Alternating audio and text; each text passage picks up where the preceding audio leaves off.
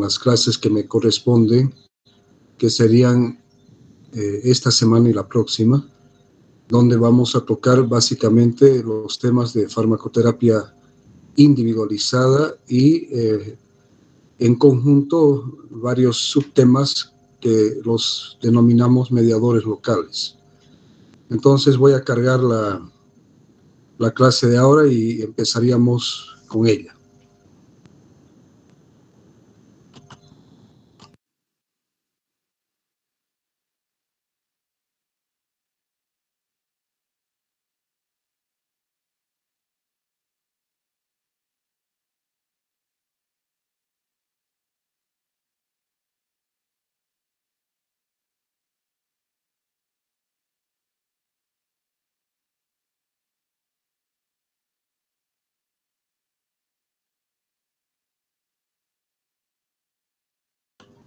Quisiera que me digan si es que ya está visible en sus pantallas el primer slide. ¿Alguno de ustedes, cualquiera? Sí, doctor. Ya, entonces vamos adelante con la presentación.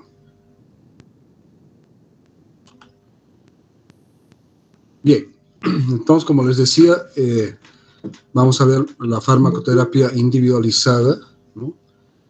Reacciones adversas de los medicamentos, que son los RAMS, y las interacciones de los medicamentos. Bien. Como siempre, yo pongo los objetivos de aprendizaje de cada tema para que así les posibilite a ustedes poder estudiar estos temas o ampliar el conocimiento de estos temas en cualquier fuente válida de farmacología. Me imagino ya que los anteriores docentes que han dado las clases teóricas les han informado de que no existe un texto oficial de farmacología para la Facultad de Medicina de San Simón, sino que son válidos todos aquellos textos de farmacología que son aceptados en distintas universidades y distintos lugares del mundo. Les han mencionado el Katzun, obviamente, el Goodman y Hillman, me imagino que también el Litter, el Velázquez, el Flores, en fin, entre algunos de los textos que son válidos para farmacología.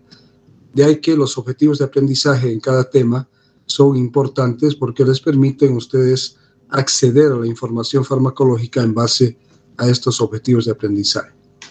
Bien, para este tema los objetivos son los siguientes: definir y clasificar los distintos tipos de terapia, identificar los elementos de la farmacoterapia razonada, hacer un listado de los elementos que llevan a una falla en la farmacoterapia, identificar los factores que modifican la respuesta a los fármacos, hacer un listado de factores que predisponen al bajo cumplimiento del tratamiento en los distintos grupos etarios, identificar los tipos de efectos adversos de los fármacos, definir toxicidad medicamentosa, identificar sus mecanismos de producción y los blancos biológicos involucrados en esta, y por último, identificar los tipos de interacción medicamentosa.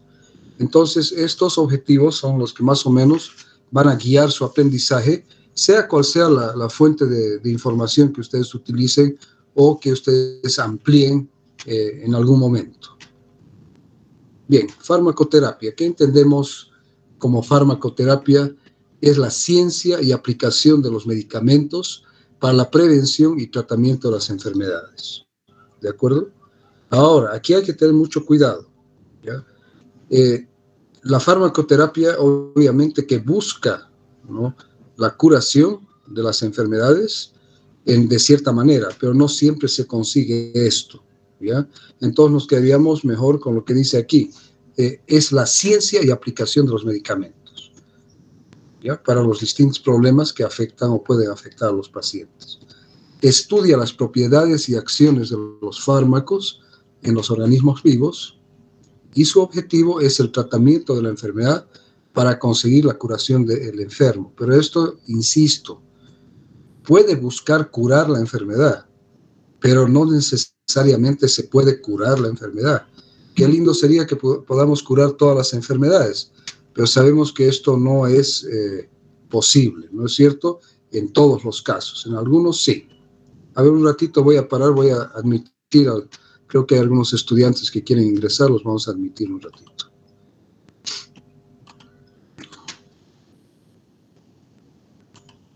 Bien.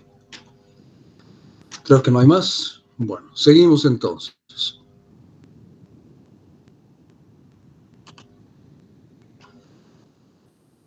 Bien, ¿qué tipos de farmacoterapia tenemos? Tenemos la terapia específica o curativa, es decir, es una terapia o una forma de terapia que va a dirigirse directamente a tratar de curar o curar la enfermedad. Aquí pongo un ejemplo muy claro. Si uno tiene una amigdalitis bacteriana, que generalmente es causada por el estafilococo beta hemolítico del grupo A, nosotros vamos a utilizar un antibiótico para curar o tratar esta infección y la vamos a curar, ¿no? Podemos utilizar una penicilina benzatínica por vía intramuscular a una sola dosis de 1.200.000 unidades y curamos la amigdalitis, ¿de acuerdo? Entonces la terapia específica es ese tipo. Otro tipo de terapia es la terapia paliativa o sintomática, ¿no? O sea, no trata ni cura la enfermedad como tal, sino lo que hace es disminuir o quitar los síntomas, en muchos casos, o paliar los síntomas en casos de enfermedades, por ejemplo, incurables en el caso de un cáncer terminal. El uso de analgésicos, opioides, por ejemplo, en este caso, no busca curar el cáncer, sino lo que busca es aliviar el dolor, disminuir o eliminar el dolor en el paciente con un cuadro oncológico terminal para hacer más llevadera su vida, mejorar su calidad de vida, es decir, una vida donde el dolor no sea tan intenso que quiera volverlo loco al paciente, ¿no es cierto? O también sintomática en el caso, por ejemplo, de un resfrío o una gripe. ¿Qué es lo que estamos buscando? Cuando estamos con gripe nos duelen los huesos, nos duelen las articulaciones, los músculos, estamos congestionados, nos duele la cabeza. Entonces tomamos un antigripal que en su composición tiene un analgésico antipirético, tiene un descongestionante nasal sistémico y tiene un antihistamínico. Entonces estamos utilizándola para aliviar, para disminuir los síntomas, porque sabemos que el cuadro de un resfriado o una gripe es causado por un virus y tiene un ciclo de vida, ¿no es cierto? La terapia de apoyo es aquella terapia que, como su nombre indica, busca dar un apoyo al paciente, además del tratamiento que él esté siendo sometido, ¿no es cierto? Puede ser apoyar al paciente en ciertos momentos del tratamiento de su enfermedad sin necesariamente utilizar fármacos para esto. La terapia de reemplazo o sustitutiva generalmente es de tipo hormonal. Por ejemplo, un paciente hipotiroideo que no produce suficiente hormona tiroidea, le vamos a administrar levotiroxina exógena a fin de reemplazar aquella hormona tiroidea que no está siendo producida en suficiente cantidad dentro del organismo. O la terapia restaurativa busca restaurar la función de un segmento corporal o de una función corporal que ha sido afectada por la enfermedad. Por ejemplo, un paciente sufrió una fractura de la tibia, fue sometido a una cirugía, permaneció un tiempo sin apoyar el miembro afectado hasta que hubo señales de consolidación ósea, y después viene una terapia de restauración de la función, es decir, devolverle al paciente la función que tenía previo a su cuadro patológico. Si en algún momento tienen alguna pregunta o quieren alguna aclaración, por favor les digo que me hagan la pregunta y yo con todo gusto voy a resolverla o tratar de resolverla. Bien, ¿cuál es la metodología de realización de las intervenciones dentro de la farmacoterapia? Y aquí hay un autor, Hepler y Strand, que dijo: es la provisión responsable de farmacoterapia con el propósito de obtener resultados específicos que mejoren la calidad de vida de los pacientes. Y esto es muy real, ¿no es cierto? El paciente enfermo, el paciente que tiene alguna patología que le está afectando, lo que buscamos, además de buscar el tratamiento específico o curativo en este caso, lo que estamos buscando es hacer de que el paciente tenga una calidad de vida adecuada, ¿no es cierto? Ahora, la farmacoterapia no siempre consigue los objetivos planteados para cada paciente individual, pudiéndose deberse a diferentes causas. Entre estas, que la receta no haya sido la adecuada, ¿no? Es decir, que la receta que estamos utilizando no sea la adecuada para el paciente y por lo tanto el medicamento solicitado no sea el adecuado. En estos casos, nosotros atribuimos la falla, obviamente, al médico, es decir, el médico no ha sido la persona que no ha podido dar el tratamiento adecuado al paciente. Entonces, esta es una prescripción inapropiada. Segundo, una dispensación inapropiada, es decir, el paciente va a la farmacia con su receta, el médico ha cumplido su función como médico, ha dado la prescripción, llega a la farmacia y dice, por decirles, amoxicilina de 500 miligramos, comprimidos, número 24. Y abajo dice, tomar un comprimido por vía oral cada 6 horas.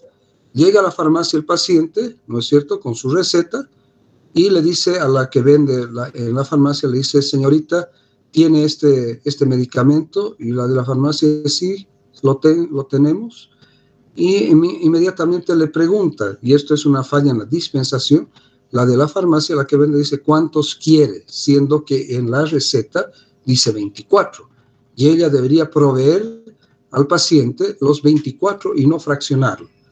Y el paciente hace la pregunta, ¿cuánto cuesta? Y ella le dice, por decirles, cada comprimido vale 5 bolivianos. Entonces el paciente le dice, entonces deme 4, siendo que en la prescripción dice 24, ¿ya? Entonces es una falla muy común, especialmente en nuestro medio, porque lo que tienen que tomar en cuenta es que la prescripción no puede ser fraccionada. El único que puede autorizar una modificación de la prescripción es el médico. Después nadie puede modificar una prescripción a su libre antojo, ¿de acuerdo? Tercero, el incumplimiento. Y el incumplimiento generalmente es relacionado en pacientes con tratamiento ambulatorial. Es decir, el paciente se lleva su receta, se compra sus medicamentos. En la receta dice, tome un comprimido por vía oral cada 6 horas. Y el médico le ha puesto 6 de la mañana, 12 del día, 6 de la tarde y 12 de la noche. Y el paciente incumple el horario o incumple la cantidad de días que debe tomarlo. El médico le dijo, tome esto durante 7 días, durante 6 días. Y el paciente no lo toma durante los 6 días y lo toma, se siente mejor al segundo día y deja de tomar el tratamiento. Luego, otro factor que hay que tomar en cuenta es la idiosincrasia del paciente. La idiosincrasia es una respuesta anormal, no esperada, ¿no?, ante la administración de cualquier fármaco. Ya la reacción idiosincrática no es previsible, sino que puede ocurrir en cualquier momento y ante cualquier fármaco. Esto ocurre comúnmente cuando hay procedimientos, por ejemplo, anestesia, no comúnmente, sino con mayor frecuencia, en pacientes que van a ser sometidos a procesos o procedimientos anestésicos y el paciente hace una reacción idiosincrática a uno de los anestésicos y se muere, o hace un paro, ¿entiende? ¿Ya? En este caso, nadie tiene la culpa, no se podía prever que el paciente iba a tener una reacción inesperada. No había ningún examen o no existe ningún examen que vaya a identificar de que un paciente pueda tener una reacción idiosincrática ante un fármaco. Esa es otra falla. Y por último, una monitorización inapropiada, es decir, de que el médico no le ha establecido una reconsulta o reconsultas al paciente para monitorear su tratamiento. Le dio un antihipertensivo y debería decirle, bueno, tome el antihipertensivo una vez al día y en 10 días usted vuelve para que yo lo controle, ¿ya? Entonces, la monitorización es fundamental para lograr una terapéutica adecuada. Bien, en relación a las pautas de administración hay que considerar 3 aspectos. 1, la dosis, ¿ya? Amoxicilina 500 miligramos. comprimidos o cápsulas. La frecuencia, tómese una cápsula o un comprimido por vía oral cada 6 horas. Duración del tratamiento durante 6 días. ¿De acuerdo? Entonces, la administración la establece el médico. No es lo mismo decir, tómese un comprimido o una cápsula cada 6 horas, a las 6 de la mañana, 12 del día, 6 de la tarde, 12 de la noche, que decirle, tome un comprimido 4 veces al día. ¿Me entiende? La interpretación de 4 veces al día puede ser tomar 2 en la mañana, 2 en la noche, si es que el paciente sería el que determina el horario. Por lo tanto, en la administración de los fármacos, es el médico que establece la dosis, que establece la frecuencia y la duración del tratamiento. Y esto es de cumplimiento obligatorio por el paciente. El paciente debe hacerlo. Obviamente, si lo cumple o no lo cumple, ya es otra cosa, pero debe ser de cumplimiento obligatorio. ¿De acuerdo? Entonces, la dosis, en primer lugar, la selección del fármaco, la dosis de la frecuencia de dosificación y la duración del tratamiento los determina el médico. ¿De acuerdo? Bien, cumplimiento terapéutico. ¿Ya? ¿A qué se llama esto? Uno, de que el paciente debe cumplir en la toma de la medicación como ha sido indicado por el médico. Cumplimiento en el seguimiento de la dieta. Por ejemplo, es un paciente diabético y además del uso de hipoglicemiantes orales, el médico le ha dado una dieta que debe cumplirla. Cumplimiento de ciertos hábitos de vida, es decir, el paciente era sedentario en su vida, fumaba, tomaba mucho alcohol, comía comida grasosa. El médico le indicó de que debía modificar estos hábitos y costumbres y el paciente debe cumplirlo, porque si no, el tratamiento, la terapéutica, no va a lograr su objetivo. En relación al incumplimiento terapéutico pueden haber errores de omisión, errores de propósito, errores de dosificación, errores de seguimiento y errores de automedicación. ¿Ya? Los errores de omisión es algo que no había la intención, es decir, que no se colocó, digamos, una instrucción correcta o alguna cosa, que ese es un error de omisión. De propósito es que en forma adrede, es decir, el médico lo ha hecho de propósito, lo ha hecho sabiendo de que estaba mal. Errores de dosificación, ¿no? Por eso que la selección del fármaco debe ir en conjunto con una dosificación adecuada, el seguimiento que mencionábamos antes, ¿no es cierto?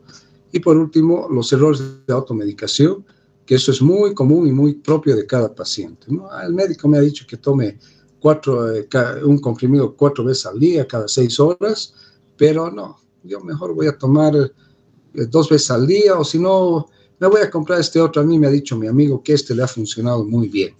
Eso es error de automedicación. Medidas para mejorar el cumplimiento, y aquí es fundamental este punto, la comunicación médico-paciente. Tiene que haber una comunicación fluida entre el médico y el paciente. Y es muy diferente oír que escuchar. ¿Está? Podemos oír bulla, podemos oír cosas, pero el escuchar, el procesar, ¿no es cierto? Lo que se nos ha dicho, implica el poner atención a lo que se nos está diciendo y entenderlo. Entonces, la comunicación del médico y el paciente es fundamental. El médico tiene que tomarse el tiempo de explicarle al paciente qué problema o problemas tiene, la naturaleza de ellos, cuál es el pronóstico de estos problemas, qué se busca con el tratamiento. ¿Ya? ¿Qué puede ocurrir si es que el paciente no cumple el tratamiento? ¿Qué complicaciones pueden ocurrir? Entonces, si el paciente entiende cuál es su problema, la naturaleza de su problema, ¿ya? se va a adherir al tratamiento propuesto por el médico. Pero si no se le explica qué es lo que tiene, qué es lo que buscamos al darle este u este otro fármaco, el paciente no va a cumplir su tratamiento. ¿Ya? En segundo lugar, un diseño del tratamiento adecuado, ¿ya? Es decir, bueno, este paciente tiene que tomar su medicación, por decirles, tiene una úlcera gástrica por enfermedad ácido péptica, ¿no es cierto? Entonces, él debe tomar este tratamiento que consiste en el uso de antibióticos para erradicar al Helicobacter pylori y posteriormente vamos a darle al paciente, vamos a continuar con el tratamiento antisecretor para que las úlceras cicatricen. La primera fase, ¿no es cierto?, ha sido erradicar a Helicobacter pylori, una bacteria que está presente en el 90% de las úlceras, ¿no? Y a continuación ya quiero erradicarlo al Helicobacter pylori y a continuación quiero que las úlceras cicatricen. Para eso continuamos con el tratamiento. Entonces el diseño del tratamiento es fundamental. Las instrucciones deben ser claras, en lenguaje claro, en lenguaje sencillo, para que el paciente entienda. Que la mayor parte de los pacientes salen de la consulta y lo primero que dicen, ¿qué me ha dicho? No he entendido. ¿Cómo voy a tomar este medicamento? A ver, veré, mi receta no entiendo su letra. Entonces, tanto las instrucciones verbales como escritas tienen que ser claras, en lenguaje sencillo, para que pueda entender el paciente.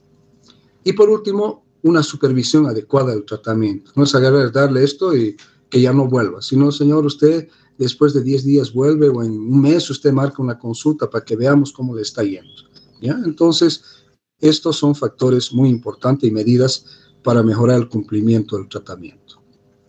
Bien, en relación a las pautas de administración, se debe individualizar, ¿ya? O sea, aquí partimos de un punto muy importante.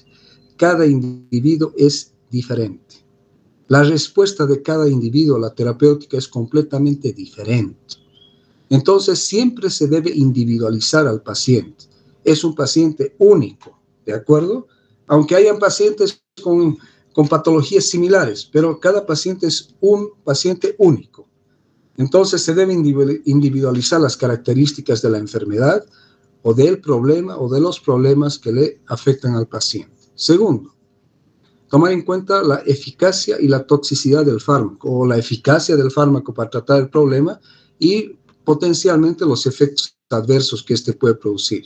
Tomar en cuenta las características farmacocinéticas. Aquí inclusive entra la forma farmacéutica, ¿ya? Es muy diferente decirle al paciente, usted va a tomar un solo comprimido por día, ¿ya? Con un vaso de agua por vía oral. A decirlo, no, usted se va a aplicar una inyección por día, diferente, ¿no es cierto? ¿Ya? O tomar en cuenta la biodisponibilidad del fármaco. Entonces son cosas que nosotros como médicos estamos obligados a considerar. Luego, la facilitación del tratamiento. Por eso les digo, hay que darle facilidad, comodidad, hay que buscar la adherencia del paciente de manera que el tratamiento sea simple y sencillo para realizarlo y que sea eficaz en sus resultados. Y por último, el binomio costo-beneficio, ¿ya? El costo es fundamental en la terapéutica, porque si el paciente no tiene un ingreso económico fuerte y nosotros le recetamos comercialmente un fármaco que es carísimo, tengan por seguridad que, como en el ejemplo que les puse hace un rato, ¿cuánto cuesta? 5 pesos cada una, deme 4, ¿no es cierto? Entonces debemos adecuar el fármaco genéricamente hablando, es decir, que el fármaco debe ser recetado con su nombre genérico, de manera que esto le permita al paciente acceder al fármaco requerido para cumplir su tratamiento a un costo más bajo. Y buscar siempre cuáles son los beneficios del tratamiento o de la terapéutica que va a seguir el paciente.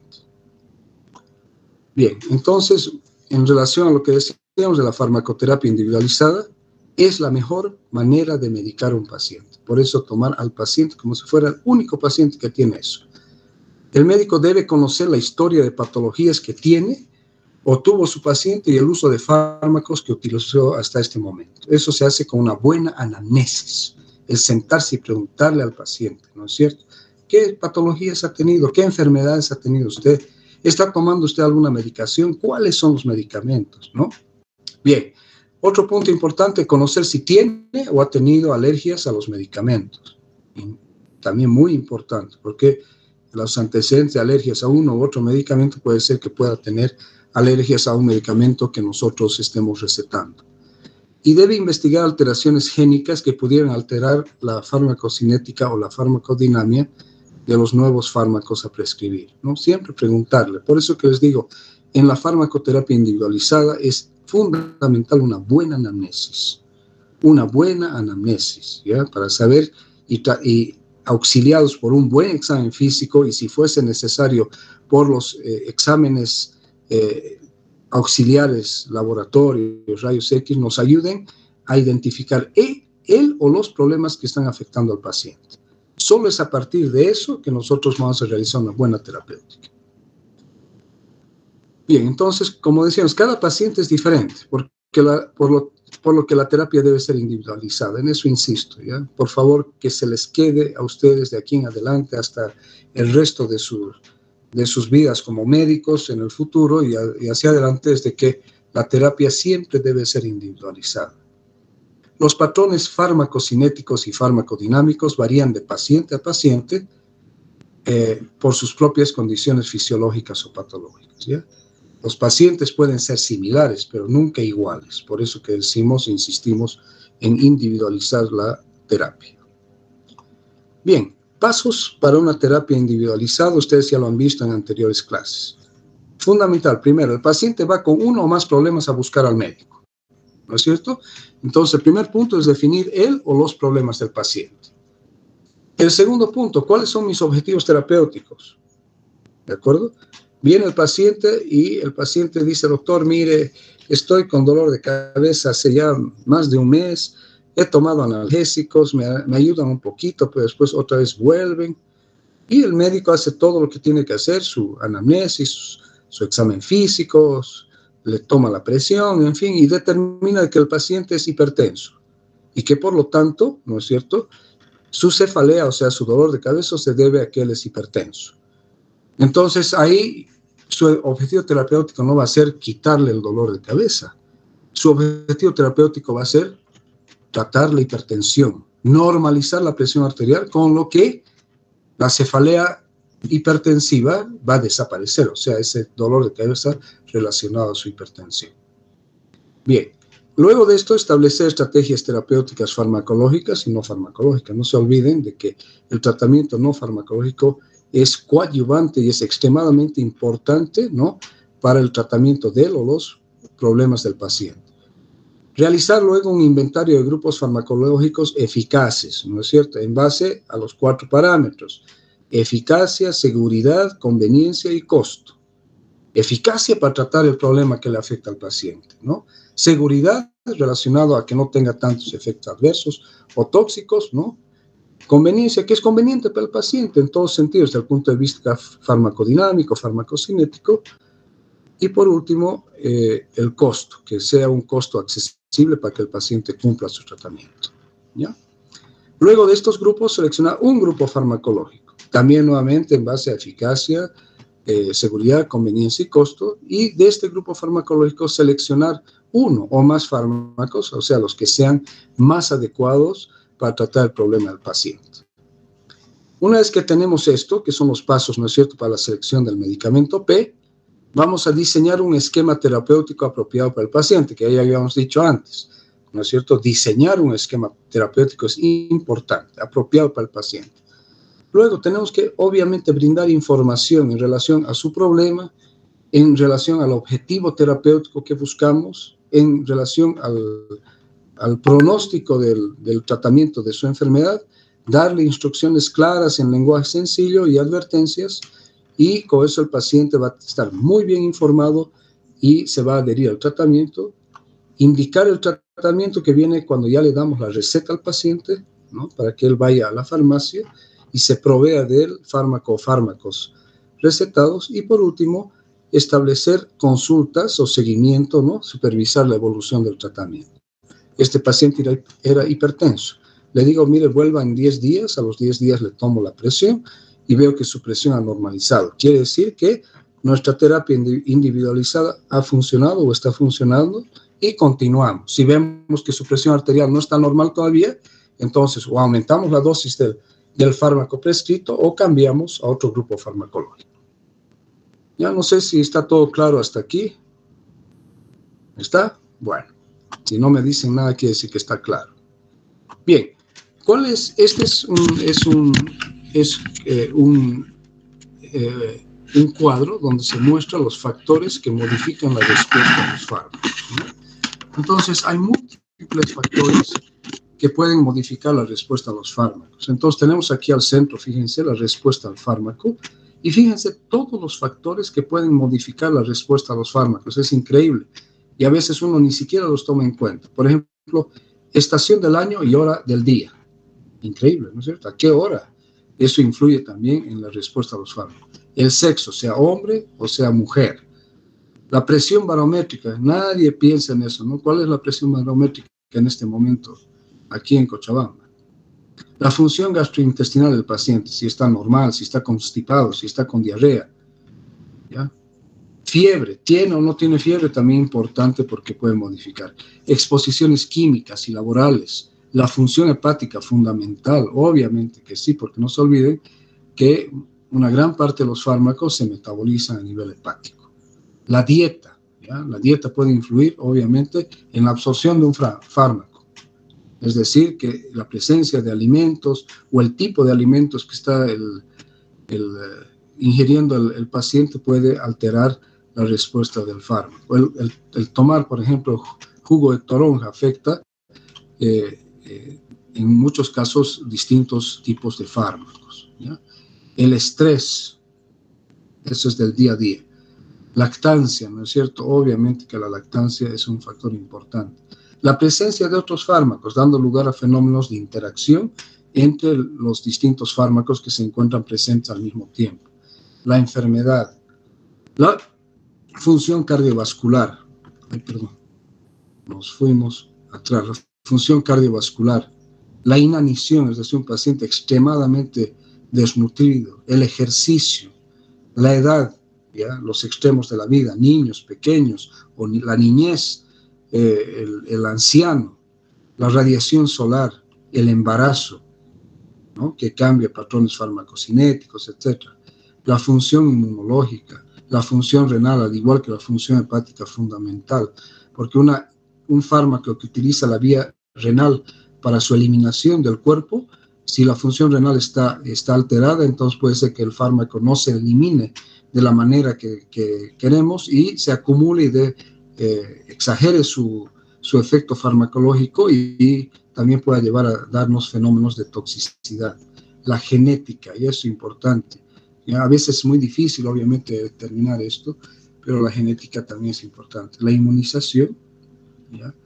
Que también es la ingestión de alcohol, que puede modificar la respuesta a los fármacos, el nivel de albúmina para la fijación de los fármacos a las proteínas, el tabaquismo y el peso. Entonces, todos estos son factores que aunque uno no los tome en consideración la mayor parte de las veces, los debería tomar en consideración para una adecuada terapéutica. Bien, factores que modifican el efecto de los fármacos. Hay factores que dependen del individuo, ¿ya? Y aquí tomamos en cuenta la variación individual. Y en esto se debe tomar en cuenta el peso, la edad, el sexo, la raza y la talla del paciente, ¿ya? Como vamos a ir viendo después. Factores de tipo psicológico definen la actitud del paciente frente al régimen terapéutico, ¿no es cierto? ¿Cuál es la actitud? El paciente sí está interesado en que su problema se resuelva, por lo tanto, tiene una actitud positiva hacia su régimen terapéutico. No, el paciente desconfía, no está de acuerdo, ¿no es cierto? Entonces es importante también eso.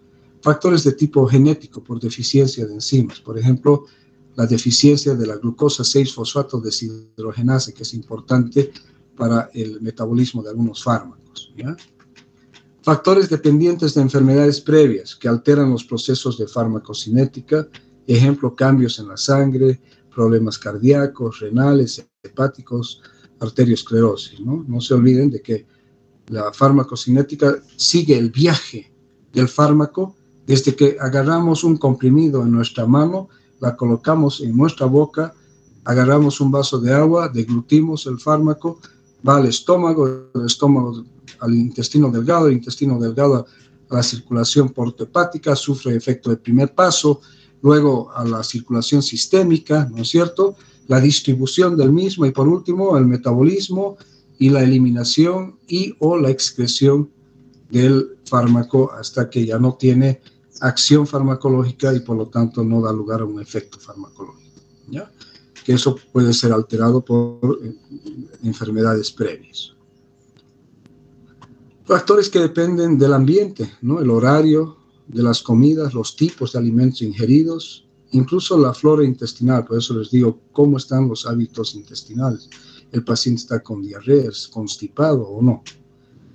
Factores que dependen de la presencia concomitante de otros fármacos, y esto es extremadamente importante. Estas son las interacciones medicamentosas o las interacciones farmacológicas, ¿ya? Y esto ocurre fundamentalmente cuando un paciente utiliza más de un fármaco al mismo tiempo. Esto es común en pacientes con patologías importantes, también en personas de mayor edad que requieren de tomar varios fármacos al mismo tiempo, lo que va a dar lugar a interacción entre ellos, ¿ya? Esto va a afectar ya sea la concentración del fármaco, ya sea hacia arriba o hacia abajo, por ejemplo, y por lo tanto los efectos del mismo. Bien, factores seleccionados que modifican los efectos de las drogas o causan variación en la respuesta a los fármacos. Entonces, tenemos el peso corporal, factores ambientales, la dieta, el tabaco, el alcohol, factores étnicos, la raza, ¿no es cierto?, el sexo, masculino, femenino, antecedentes o cuadros genéticos que modifiquen la respuesta a los fármacos, los ritmos biológicos, las enfermedades o patologías previas o actuales que afectan al paciente, la edad, ya hemos dicho niñez, los extremos de la vida y ancianos, estados fisiológicos, el embarazo, la lactancia y la presencia de otros fármacos, que es lo que hemos denominado la interacción farmacológica. Bien. Vamos con el peso corporal, ¿no? Es un ejemplo de una obesidad mórbida. Obviamente que este paciente va a responder muy diferente a la administración de fármacos que un paciente que no tenga este problema. Bien, entonces el peso corporal está relacionado con el tamaño de los órganos, con la capacidad metabolizadora de los fármacos, con el número de receptores y el número de receptores activos, con el aclaramiento o el clearance renal o hepático de los fármacos o corporal, con la distribución del fármaco en los distintos compartimientos del organismo y las dosis que deben ser proporcionales al peso corporal, ¿no es cierto? Entonces, el peso es importante.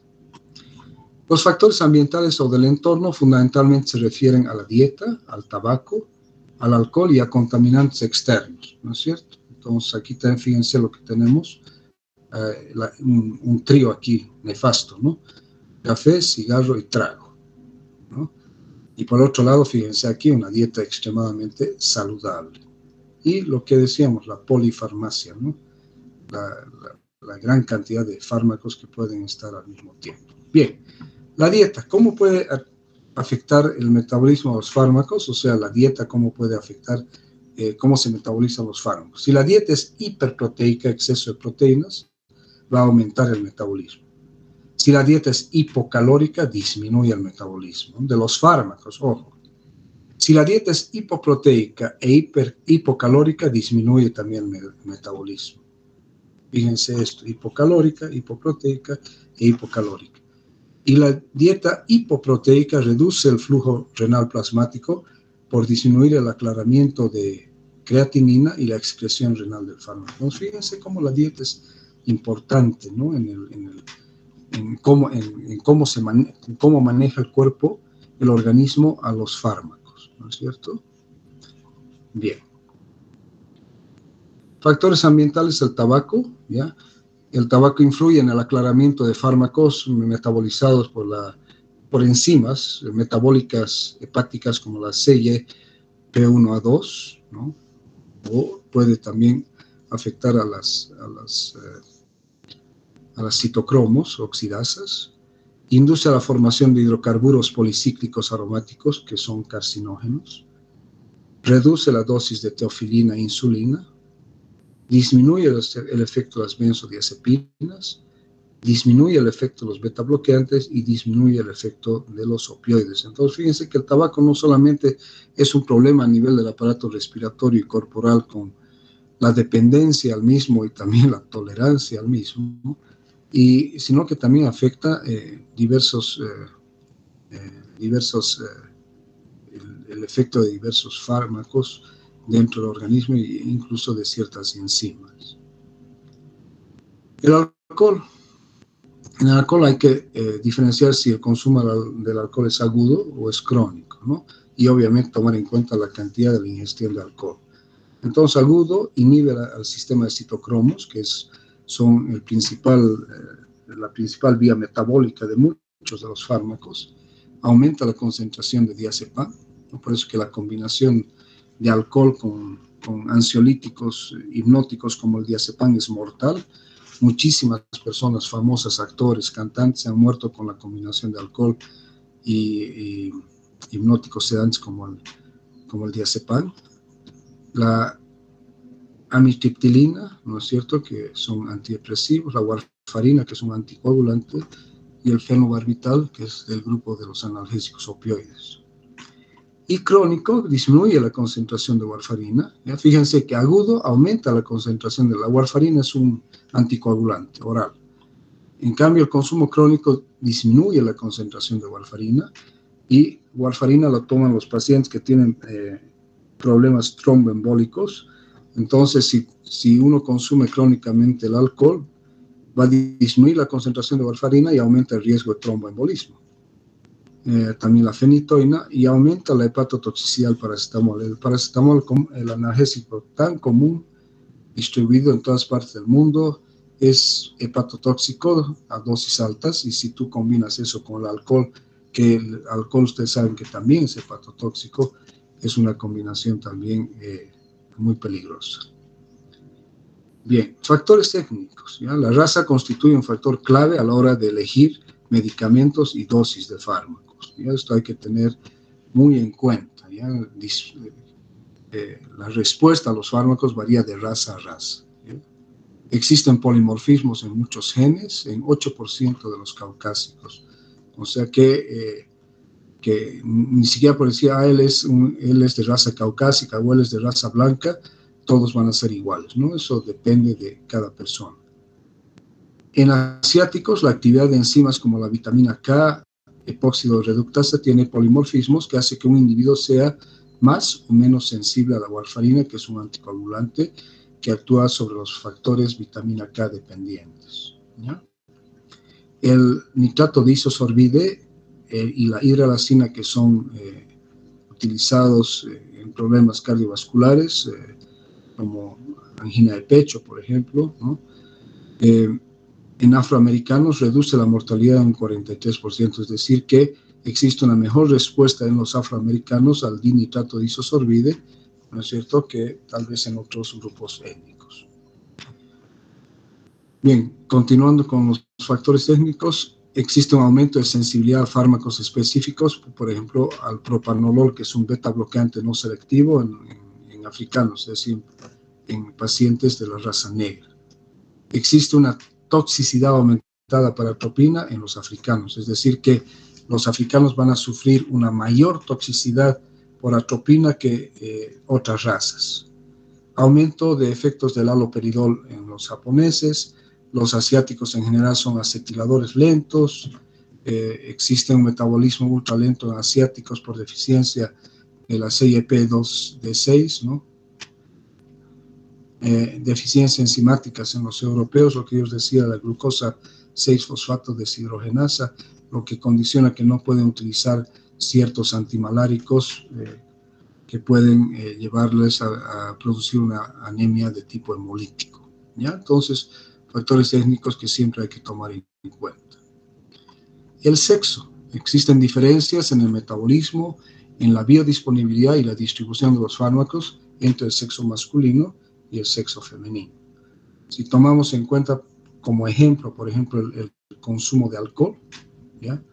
El alcohol es metabolizado más rápidamente en el sexo masculino que en el sexo femenino, ¿no? Ya que la capacidad metabólica para metabolizar el trago es generalmente mayor, obviamente, en el hombre que en la mujer, ¿no? Pero esto se aplica también a otros fármacos. Y los mecanismos de esto no se conocen con exactitud.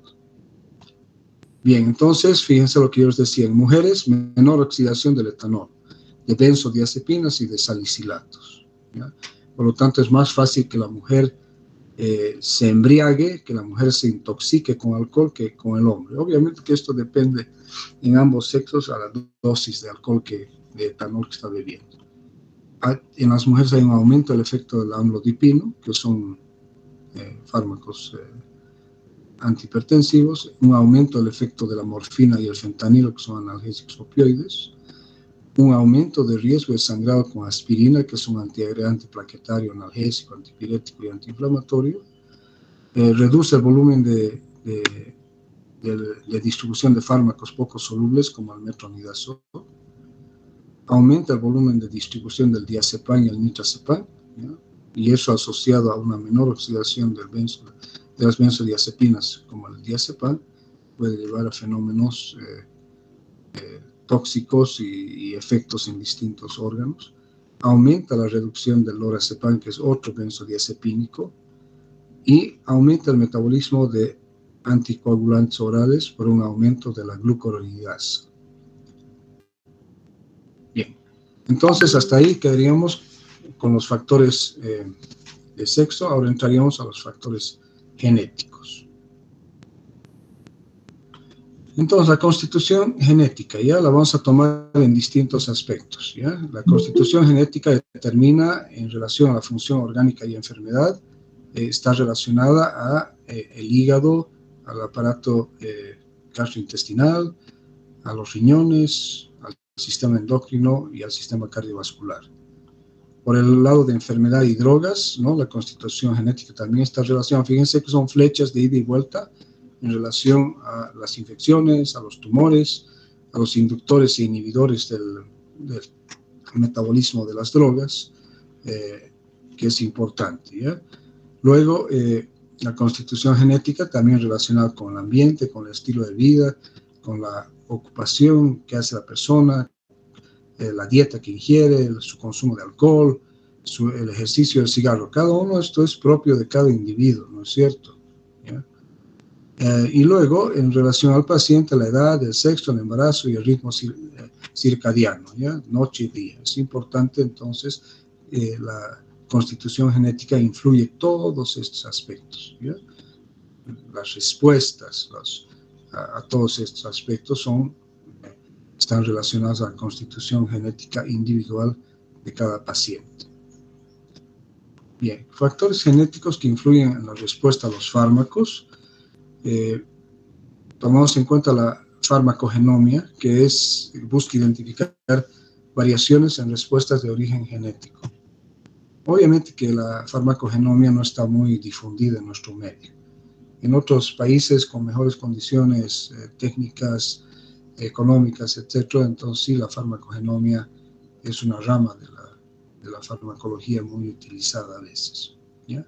Entonces busca identificar variaciones en respuestas de origen genético, por ejemplo, diferencias genéticas entre los individuos que conllevan diferencias en el metabolismo del fármaco, en el transporte del fármaco y el número o acción de los receptores. Inclusive en eso, fíjense, genéticamente cada individuo tiene características que van a condicionar el metabolismo de los fármacos, el transporte y distribución de estos y el número o acción de receptores.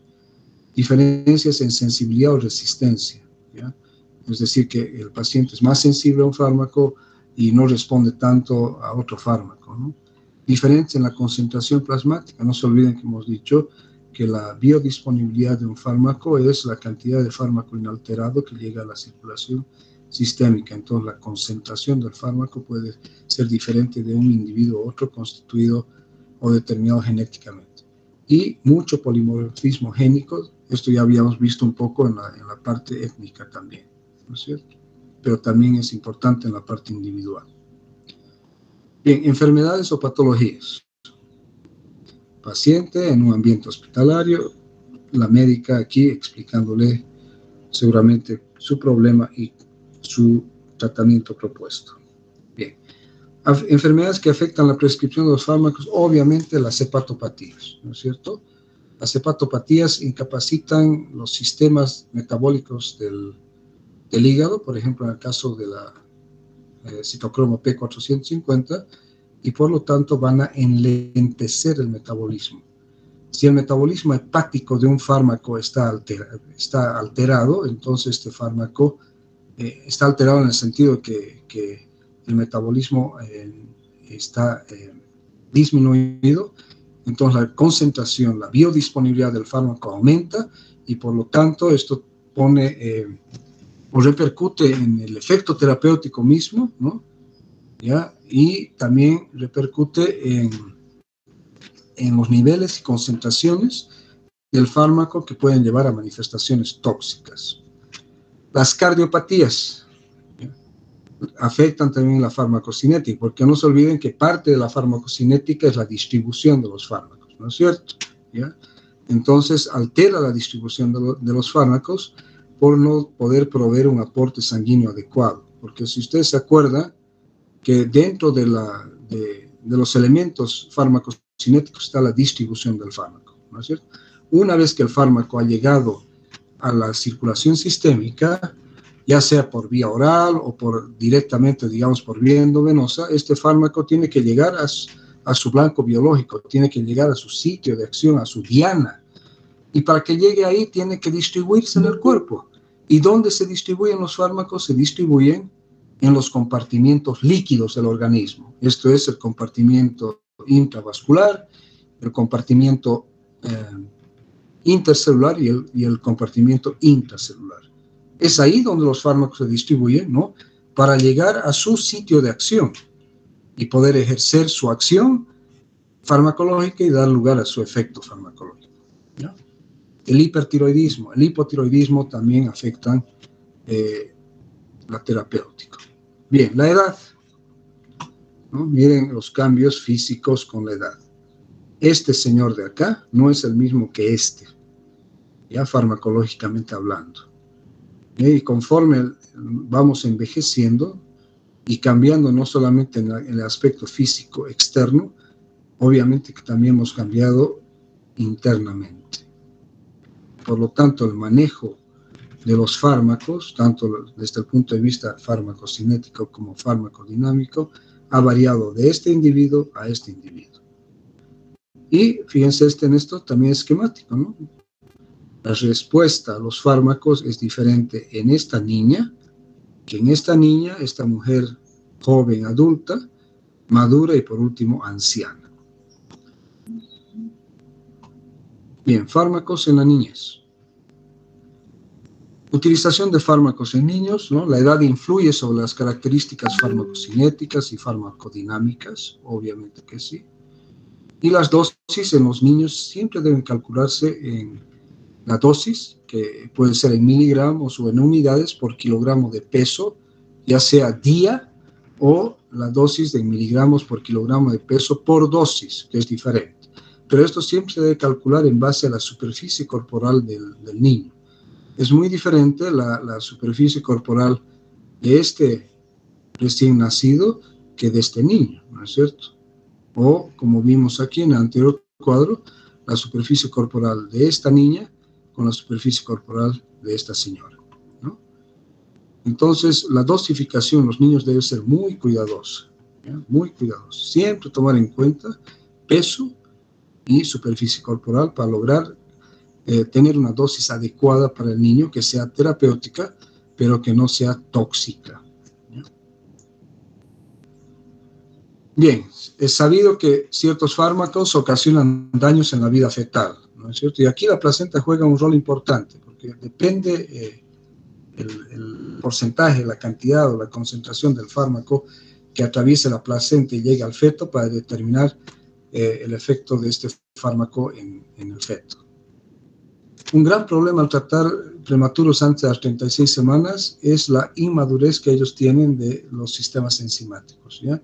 Es decir, que si los sistemas enzimáticos de estos prematuros está inmaduro, quiere decir que la administración de fármacos obviamente también va a ser afectada por esta inmadurez del sistema metabólico, por ejemplo, hepático del fármaco, dando lugar también a fenómenos de acumulación o efectos adversos que pueden darse por este motivo.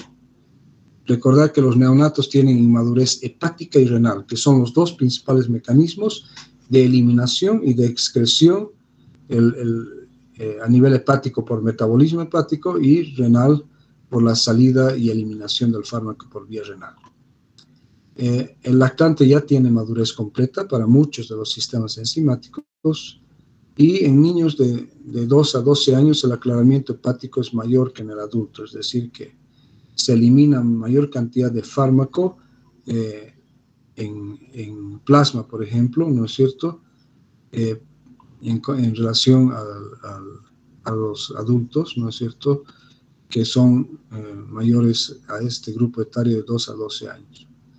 Y en el adolescente de 12 a 18 años, la farmacocinética y la farmacodinamia es igual que en el adulto. De ahí que ustedes cuando vean la administración de fármacos, se pone como límite. En niños mayores de 12 años y adultos, la dosis es tal.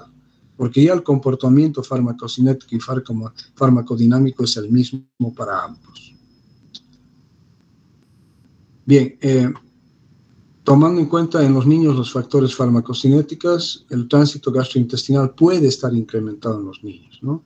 La superficie de absorción relacionada con la superficie corporal es mayor en infantes y niños que en adultos. Eso es lógico, ¿ya? Porque si bien la superficie corporal es menor, la superficie por donde se absorbe el fármaco es mayor en infantes y niños que en el adulto. La excreción de enzimas pancreáticas es menor en recién nacidos, pero no ocurre un síndrome de mala absorción y no se observan efectos en la absorción de los fármacos, a pesar de que la excreción de enzimas pancreáticas es menor en los recién nacidos. Y en general en los niños aumenta el fenómeno del primer paso. Al estar aumentado el efecto del primer paso para aquellos fármacos que se administran por vía oral, ¿ya? Por lo tanto la biodisponibilidad va a ser menor, ¿no es cierto? Cuanto mayor es el efecto del primer paso, más afecta la biodisponibilidad del fármaco y por ende su efecto terapéutico. Bien, la capacidad hepática para metabolizar drogas en niños es baja al nacer y el desarrollo de varias vías metabólicas es variable y puede ser influenciado por la exposición a drogas en el útero y en el periodo postnatal. Por eso que hay que tener mucho cuidado en recetar, en prescribir drogas a los niños pequeños, ¿no es cierto? Ya no hay que acostumbrarse, habituarse a para que cualquier problema que tenga un niño recetarle un fármaco. ¿Ya? Hay que tomar en cuenta esta capacidad de metabolización de drogas que tienen los niños, ¿ya? Es importante, porque no se olviden que una gran parte de los fármacos son eliminados del organismo por metabolismo hepático. Yo les decía a mis alumnos, ¿cuándo ha sido eliminado el fármaco del organismo? Yo les digo en dos situaciones. Uno, metabólicamente, es decir, el hígado ha metabolizado el fármaco, por lo tanto, lo que queda, el metabolito, lo que queda del fármaco, no ejerce acción y por lo tanto no hay efecto farmacológico. Esa es una forma de eliminación. Y otra forma de eliminación es a través de la excreción, generalmente por vía renal, pero puede utilizarse cualquier parte del aparato excretor humano para tomar en cuenta esto. ¿Ya? Por lo general, el metabolismo es diferente al de los adultos. La segunda fase metabólica que implica la conjugación con sustratos endógenos, como el ácido glucurónico, es baja al nacer, pero con el sulfato es normal. La glucuronidación alcanza niveles de adulto a los 3 años de edad. Es decir, que ya a los 3 años de edad un niño tiene la capacidad metabólica de la fase 2 completa. La oxidación está reducida en el neonato, en la infancia sobrepasa la capacidad de los adultos. Esto es importante porque si nosotros decimos que la fase metabólica 1, o sea, la fase 1 del metabolismo hepático, comprende básicamente 3 procesos, ¿no? Oxidación, hidrólisis y reducción, siendo que la oxidación es la vía metabólica que utilizan la mayor parte de los fármacos, ¿no? Entonces decimos que en el neonato la capacidad metabólica está reducida, pero en la infancia esta sobrepasa la capacidad del adulto. Bien, También tomar en cuenta que en el recién nacido la función renal es limitada debido a que los riñones son anatómica y funcionalmente inmaduros, ¿ya? Entonces, eso ya habíamos hablado al comenzar. Es decir, que hay que tomar en cuenta que tanto el hígado del recién nacido como el sistema urinario con los riñones también es inmaduro en el recién nacido, ¿ya? El flujo sanguíneo renal es de 40 mililitros por minuto kilogramo en recién nacidos, que representa el 16% del gasto cardíaco y alcanza valores normales al año de vida, ¿no? Que incrementa del 20 al 25% del 16%. ¿Ya? En el recién nacido a término, la filtración glomerular es solo de 5 a 10 ml por minuto por metro cuadrado. Esto se duplica, fíjense, tan rápidamente a la semana de vida al disminuir la resistencia vascular renal. Aquí juega un papel fundamental el desarrollo del aparato cardiovascular y también la composición de la sangre, ¿no? Por eso que si el recién nacido tiene la cantidad adecuada de proteínas, su flujo renal también va a ser adecuada. La función secretoria tubular está alterada al nacimiento y alcanza valores normales al año de vida, ¿bien? Entonces, fíjense que esto hay que tomar en cuenta, ¿no? Siempre tomar en cuenta que dentro del primer año de vida, en lo posible, se debe evitar la administración de fármacos a estos niños en su primer año de vida. Bien, criterio de utilización de fármacos en niños, tomar en cuenta que el 70% de los medicamentos son de beneficio dudoso. ¿Qué quiere decir esto? Que a veces sobremedicamos, sobre-recetamos fármacos a los niños, ¿ya? Entonces, 70% de esto, solamente el 30% sería válido, pero la mayor parte no es necesaria. La elección del fármaco, al igual que en el adulto, debe ser basada en su eficacia, en su seguridad, en su costo y obviamente en su conveniencia. Se debe evitar el uso de antibióticos en procesos virales. Existe una tendencia, yo no sé si los médicos que hacen esto no saben farmacología o no están bien informados o siguen lo que les dicen los y las visitadoras médicas, ¿no es cierto? El antibiótico está destinado básicamente al tratamiento de infecciones de tipo bacteriano. ¿Listo? Y si hay una infección viral, no hay por qué utilizar antibióticos, está contraindicado. Entonces, en los niños a los cuales les afecta en muchísimos casos un proceso viral, no se debe administrar antibióticos. No se debe administrar en niños descongestionantes nasales por efectos colaterales, fundamentalmente los descongestionantes nasales tópicos, porque producen un fenómeno de rebote, ¿ya? Descongestionan, pero luego hay un fenómeno de rebote que aumenta la congestión nasal. No utilizar antidepresivos porque se pueden intoxicar fácilmente. No utilizar algunos hipnóticos sedantes, como por ejemplo las benzodiazepinas, que hemos hablado hace un rato, porque pueden producir en los niños una excitación paradójica. En el adulto, ¿no?, los sedantes hipnóticos como las benzodiazepinas producen sedación y sueño, pero en los niños, cuando se administran estos, pueden provocar una excitación paradójica. Nunca utilizar espasmolíticos por el dolor abdominal, o sea, no se puede enmascarar el dolor abdominal mediante la administración de espasmolíticos, porque el dolor abdominal puede deberse a una obstrucción intestinal, puede deberse a una apendicitis que lleva a una peritonitis, entonces no utilizar espasmolíticos. Y las inmunoglobulinas en general son innecesarias en los niños, ¿ya? Entonces, siempre tomar estos criterios de utilizar fármacos en los niños cuando es absolutamente necesario. Ya no seamos tan apresurados en prescribir fármacos a los niños, sino hay que manejar al niño dentro de lo posible sin fármacos, a no ser que sea absolutamente necesario. Bien, diseño de pautas en la administración de fármacos en niños, solo el 50% cumplen órdenes médicas. La vía oral es de elección, sí, pero la vía oral no necesariamente es de aceptación por los niños, ¿no? Aunque han fabricado ahora los jarabes, las suspensiones, las soluciones con sabores agradables, a chicle, a frambuesa, a banana, lo que sea, ya los niños son reacios a la ingestión de fármacos por vía oral. Es de elección, pero la respuesta del niño es muy variable, ¿no? Algunos niños lo toman muy bien, pero otros niños se escupen, cierran la boca, vomitan, ¿no? Entonces, a veces, a pesar de que esta elección es difícil de utilizarla. La vía inhalatoria para problemas respiratorios, fundamentalmente problemas de asma bronquial, es excelente, bueno. La vía intramuscular es poco usada por el dolor, obviamente, ¿no? Cualquier aguja que se introduce al músculo duele. Si no, ustedes no se acuerdan lo que los han vacunado contra el coronavirus, ¿no es cierto? Que queda uno dolorido del músculo deltoides en el hombro por unos días hasta que se pasa, ¿no? Y, pucha, la vía rectal es una excelente opción. Tú agarras el supositorio, piqui, le metes al niño, le aprietas las nalgas y se disuelve y punto. Es una buena opción, pero infelizmente no todos los fármacos vienen en una presentación farmacéutica para uso por vía rectal en supositorios. El riesgo de intoxicación en niños, ¿ya?